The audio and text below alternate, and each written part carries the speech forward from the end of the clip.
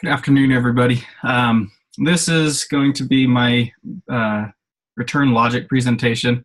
It's easier for me to do a video than get all the information, put on a PowerPoint. Plus, it's easier for everybody else to go through and just 2 times the speed and listen to a quick video than read through a presentation. So I thought it'd be a little more helpful this way. I have the topics that I'm supposed to do are affirmative covenant, legal fees and expenses, rights of co-sale, right of first refusal, and then preemptive rights. Those are the 5 things that I'm going to talk about today. So I'm just going to jump right in it. So we're working with Return Logic, and they are they're approaching what's the name of the VC here? Insight Ventures for their Series A fund or funding. And in those terms, it talks about the affirmative covenant. So basically what an affirmative covenant is Insight's offering Return Logic $3 million. When they were presented with their business plan, which I'm assuming Return Logic's already done, they already have an outline of how they're going to be spending that cash. So what Insight is looking for on an affirmative covenant is just an explanation saying, this is how you're going to spend the money, that the $3 million that we give you, and just kind of breaks things down, and it makes it more comfortable for them knowing where their money's going to go. But I mean, it doesn't have to be super detailed. I look at it, and if you don't have something on there and you end up going buying it, as long as it's for the business, that's really, I think, the key focus on what they're looking for on a affirmative covenant. Just keeping that promise that this money is going towards improving your business and furthering it along, because you're in a Series A fund. You're looking to grow your business and really get it up and running off the ground. Legal fees and expenses term. So the reason why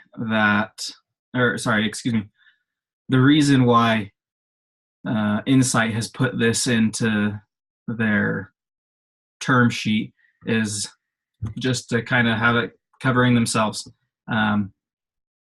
They are saying in their terms that Return Logic is going to cover all reasonable terms or all reasonable legal fees. So when I first read this, I took it as they're going to be covering their own fees up until the point when they sign the agreement with Insight to get that $3 million and have them as their venture capitalists. And I'm going to talk about that one there at the end a little bit more too. Right of co-sale. So right of co-sale and right of first refusal, which is my next topic, are pretty hand in hand. They're very similar in what point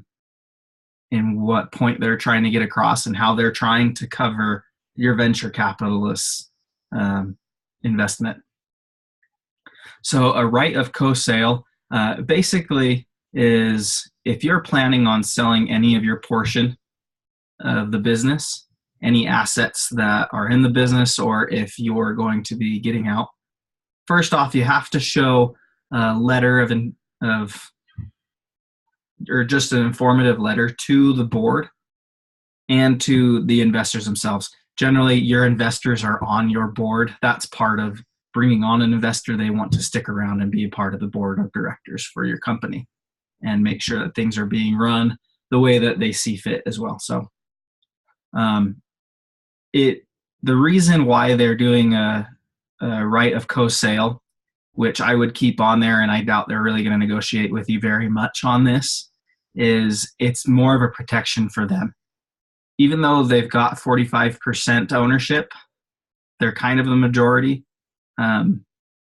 Whole percentage-wise, they're looking at it as they're going to be the minority of it. And as a minority, it is protecting them. It's protecting them as a shareholder of the company.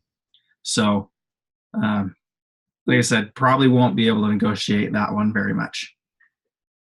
But again, like I said, it's very similar to first right of refusal. So first right of refusal is we're right now, if we sign with Insight Ventures, we're going to be getting $3 million on a Series A fund or a Series A funding round. So what they're going to do is first off, no venture capitalist is going to sign a deal with you unless they've got right of first refusal on there. That's the best thing that they can get to cover themselves, and they're just going to say, no, if you won't let that on there, then there's no way we're going to back you. It is a big protection to them, and they're one of their top priorities for almost all venture capitalists. Sorry, I got to speed this up a little bit. I'm running out of time. We're going over on time. So again, what happens is Series A fund, say we sign with Insight Ventures to help Return Logic. They are now our primary funder. So if we go into Series B funding to raise more capital, what's going to happen is we go to them first before we even start our Series B and say, look, we're going to need more money. Do you want to reinvest? The reason they're going to do that is, say, for an example, we're Facebook. Say we got in right at the beginning when they were starting their series funding rounds, and we took 10% of the ownership.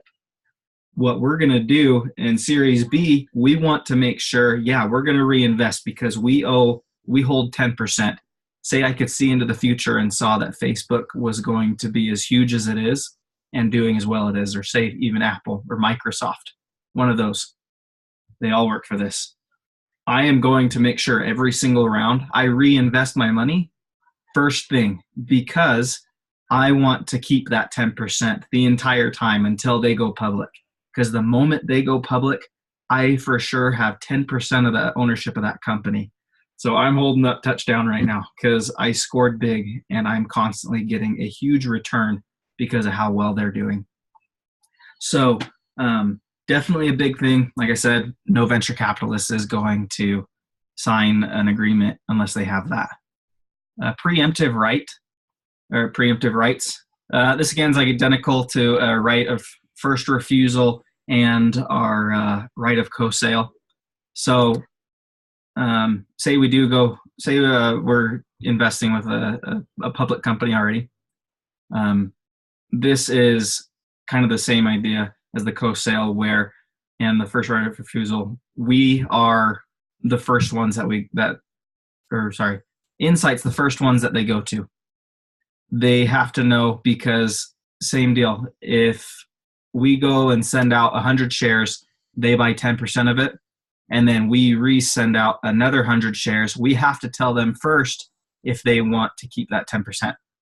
So it's constantly letting them go first before we send it out to the public and say, hey, here's another 100 shares you can buy of our company, things like that. So it's just making sure that we treat them well, protecting themselves so they can keep the same investment. Their investment's not going to be diluted, or their equity in our company won't be diluted. If they feel like we're going to be a super successful company, then they're going to want to stick with what they've got, or maybe even more if they can. So as far as these terms go, I would absolutely accept them. They're very basic, standard things. There's nothing that they're asking too much more for. The only thing that I would do is make sure that I negotiate and get some more detailed language in the legal fees and expenses. You got to think, when you're getting a venture capitalist, you are looking at their resources just as much as their money. You go to Kleiner Perkins, and they've got so many amazing brains and a legal team and all these different resources that are going to help you expand. Think of Shark Tank. I would pick a specific one depending on what my product is, a specific one of those sharks. So, I would discuss and renegotiate the terms as far as the expenses, because that would allow me to say, hey, look, I'll pay for the legal fees up until the point I sign. After that, your legal team and everything else, all your resources, I'm not paying for it. That's part of the reason why I'm choosing you as a venture capitalist, not just the money that you're offering.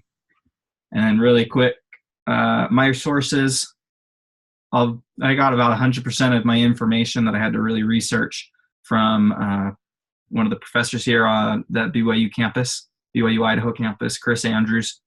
He worked for a venture capitalist firm for years, and so all these details came from him and been super helpful. I didn't really have to get online at all. So yeah, sorry that's a little bit long. Thanks for watching. Hopefully this helps you guys. Have a great day.